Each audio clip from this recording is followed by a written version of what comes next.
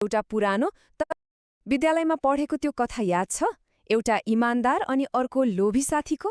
हो, यस्तै कथाहरूले त हामीलाई सानैदेखि के सही के गलत भनेर छुट्याउन सिकाए। आज हामी यस्तै एउटा पुरानो तर एकदमै शक्तिशाली नेपाली नीति कथाको गहिराईमा पुग्नेछौँ। एउटा यस्तो कथा जसले लोभको परिणामबारे कहिल्यै नबिर्सिने पाठ सिकाउँछ।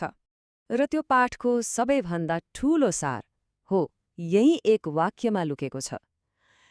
यो भनाइ सुन्दा जति सामान्य लाग्छ, यसभित्रको अर्थ त्यति नै गहिरो छ। आज हामी यही गहिरो अर्थलाई दुईवटा फरक फरक कथाहरू मार्फत खोज्ने प्रयास गर्नेछौँ। आजको हाम्रो यात्रा कस्तो रहन्छ त? हेरौँ है। सबैभन्दा पहिले हामी नेपाली नीति कथाको परम्परालाई अलिकति बुझ्नेछौँ। त्यसपछि लोभसँग जोडिएको एउटा चर्चित उखानबारे कुरा गर्नेछौँ। अनि लोभ र इमान्दारीका दुई ठिक उल्टो कथाहरू सुन्नेछौँ। र अन्त्यमा यी कथाहरूको सार के हो भनेर केलाउनेछौँ। ल, त्यसो भई सुरु गरौँ हाम्रो पहिलो खण्डबाट। यी कथाहरूको जरा कहाँसम्म फैलिएको छ त? आउनुहोस् नेपाली नीतिकथाको परम्परालाई हेरौँ। नेपालमा बालबालिकाका लागि किताबहरू लेखिने चलन सायद धेरै पुरानो होइन। तर नीतिकथा अर्थात् नैतिक शिक्षा दिने कथाहरू सुनाउने जुन मौखिक परम्परा छ नि, त्यो त हजारौं वर्ष पुरानो हो। यो त पुस्ता पुस्ता सर्दै आएको हाम्रो अमूल्य ज्ञानको खजाना हो। अच्छा, यी कथाहरू आउँछन् कहाँबाट त? यसका स्रोतहरू त धेरै छन्। कहिले गाउँघरमा सुनिने लोककथाहरूबाट, कहिले रामायण र पुराण जस्ता ठूला ठूला ग्रन्थका कथाहरूबाट, अनि पञ्चतन्त्रका जस्ता जनावरहरू नै मुख्य पात्र भएका दन्त्यकथाहरूबाट, र सबैभन्दा महत्त्वपूर्ण हजुरबुबा हजुरआमाले आफ्ना नाति नातिनालाई सुनाउने कथाहरूबाट। अब लागौं हाम्रो मुख्य विषयतर्फ। एउटा यस्तो उखान जसले आज हामीले सुन्न लागेका कथाहरूको पुरै सार बोकेको छ। नेपाली समाजमा एउटा निकै पुरानो र चर्चित भनाइ छ, लोभले लाभ, लाभले विलाप। यसको मतलब के हो भने, लोभले सुरुमा त केही फाइदा दिए जस्तो देखिन सक्छ, तर त्यसको अन्तिम परिणाम भने सधैँ पीडा र विनाश नै हुन्छ। अब यही उखानलाई जीवन्त बनाउने हाम्रो पहिलो कथा सुरु गरौँ। यो कथा एकजना पण्डितको हो, जसको लोभले उनलाई विनाशको मुखमा पुर्याउँछ। कथा यसरी सुरु हुन्छ। एकजना निकै ज्ञानी पण्डित गङ्गा नदीको किनारमा बसेर पूजापाठ गर्दै थिए। ठिक त्यही बेला एउटा गोहीले केही चम्किला मोतीका दाना उनको अगाडि फ्याँकिदियो। ती मोतीको चमक देख्ने बित्तिकै पण्डितजीको मनमा लोभको आगो सल्कियो। त्यो गोहीले पण्डितलाई भन्यो, मसँग हिँड्नुहोस्, म तपाईलाई योभन्दा पनि ठूलो खजाना भएको ठाउँमा पुर्याइदिन्छु। अब लोभले त विवेक नै हरायो।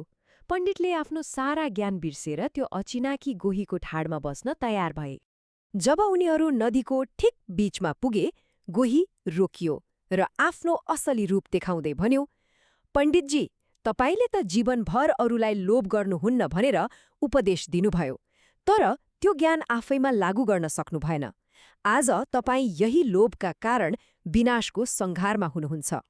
र यसरी एकछिनको लोभको पछि लाग्दा ती पण्डितले आफ्नो ज्यानै गुमाउनु पर्यो। यो कथाले लोभले लाभ, लाभले विलाप भन्ने उखानलाई कस्तो दुःखद तरिकाले सत्य साबित गरिदियो होइन त? पण्डितको यो दुःखद कथापछि अब एउटा यस्तो कथा सुनौ जसले हामीलाई आशा दिन्छ। यो हो इमान्दारीको कथा।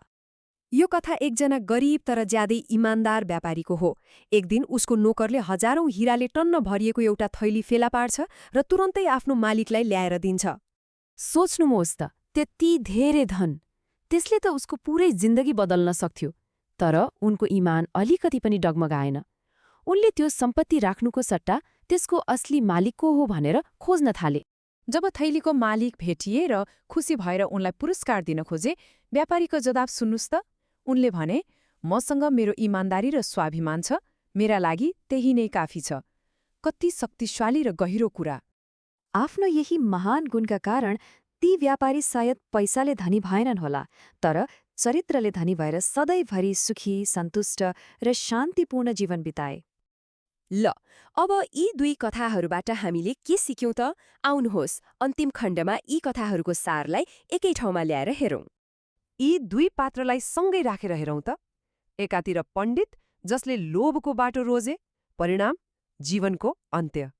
अर्कोतिर व्यापारी जसले इमान्दारीको बाटो रोजे, परिणाम सुखी र सन्तुष्ट जीवन। उनीहरूको छनोट र परिणाम बीचको यो भिन्नताले नै कथाको पूरै सन्देशलाई छर्लङ्ग पार्छ। त्यसो भए नीतिकथा भनेको आखिर के रहेछ त?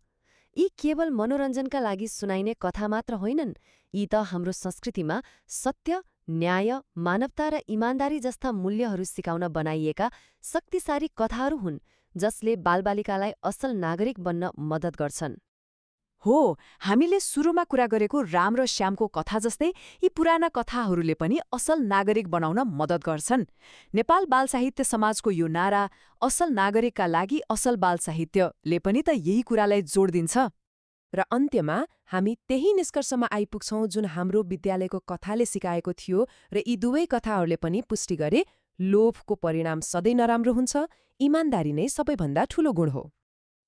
यी कथाहरूले हामीलाई के सम्झाइरहन्छन् भने साँचो धन वा सम्पत्ति भनेको हामीसँग भएको पैसा वा सामान होइन। साँचो धन त हाम्रो चरित्र हो, हाम्रो इमान्दारी हो। तर एउटा प्रश्न यहाँनिर सोच्न लायक छ। आजको यो भौतिकवादी र दौडधुपको जमानामा यी पुराना नैतिक कथाहरूको महत्त्व कति होला? के यी केवल पुराना कथा मात्र हुन् वा यिनीहरूमा आज पनि हाम्रो जीवनलाई सही बाटो देखाउने शक्ति साँच्चै लुकेको छ? यही प्रश्नमा विचार गर्दै गर्नुहोला।